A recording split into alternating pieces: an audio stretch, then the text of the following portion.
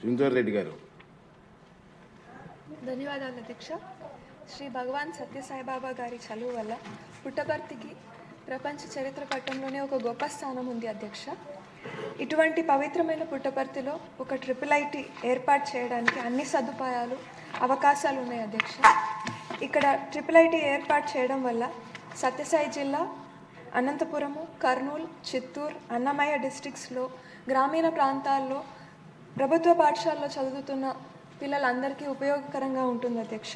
కాబట్టి మీ ద్వారా మంత్రి వారిని ఇక్కడ ఒక IIIT ఏర్పాటు చేయాలని కోరుతున్నాను అధ్యక్ష. ఒంగోలు IIIT అధ్యక్ష. ఇక్కడ చదువుతున్న విద్యార్థులు ఫస్ట్ ఇయర్ ఇంటర్ ఒంగోలులోను, second year inter and first year BTech ఇడుపులపాయలో, అండ్ తిరిగి second, third and fourth year BTech courses మళ్ళీ తిరిగి ఒంగోలులో చదువుతారు అధ్యక్ష. అలా ఏర్పాటు చేయడం జరిగింది అధ్యక్ష. దీనివల్ల చాలామంది పిల్లలు ఇంకా తల్లిదండ్రులు కూడా చాలా ఇబ్బందులు ఫేస్ చేస్తున్నారు అధ్యక్ష. అదేవిధంగా B Tech chemical engineering and material sciences అధ్యక్ష. ఈ కోర్స్ చదివే పిల్లలు, ఒంగోలు క్యాంపస్ పిల్లలు కూడా ఇడుపులపాయలో చదువుతారు అధ్యక్ష. సో వీరికి ఒంగోలులోనే ఈ కోర్స్ కంప్లీట్ చేసే విధంగా ఏర్పాటు చేయగలిగితే బాగుంటుంది అధ్యక్ష. అదేవిధంగా శ్రీకాకుళం IIITలో chemical engineering and material sciences BTech చదువుతున్న పిల్లలు కూడా నూజివీడ్లో కోర్స్ కంప్లీట్ చేస్తారు అధ్యక్ష.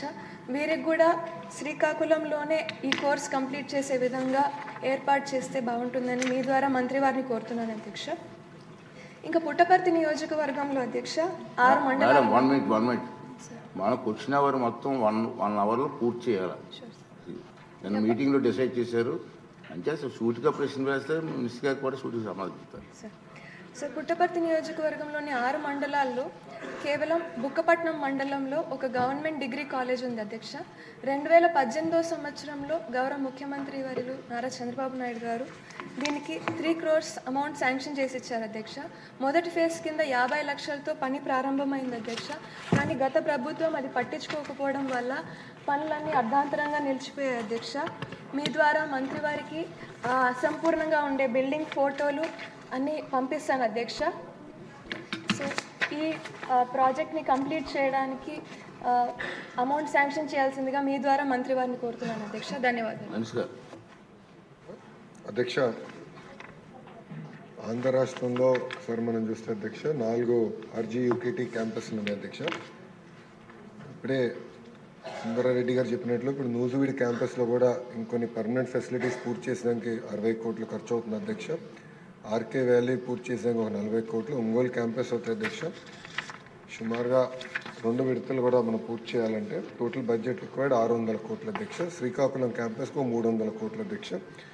ఇది మేము పర్సనల్గా మేము చూస్తున్నాం అధ్యక్ష. ఎందుకంటే ఎక్కడికక్కడికే అంటే ఏ జిల్లాలో అక్కడనే పిల్లలు చదవాలి, ఇక్కడ టెంపరీ అకామిడేషన్కి వేరే క్యాంపస్లకి మేము పంపిస్తున్నాం. ఇది కరెక్ట్ కాదని మేము ఇప్పటికీ డిస్కషన్ చేసాం అధ్యక్ష.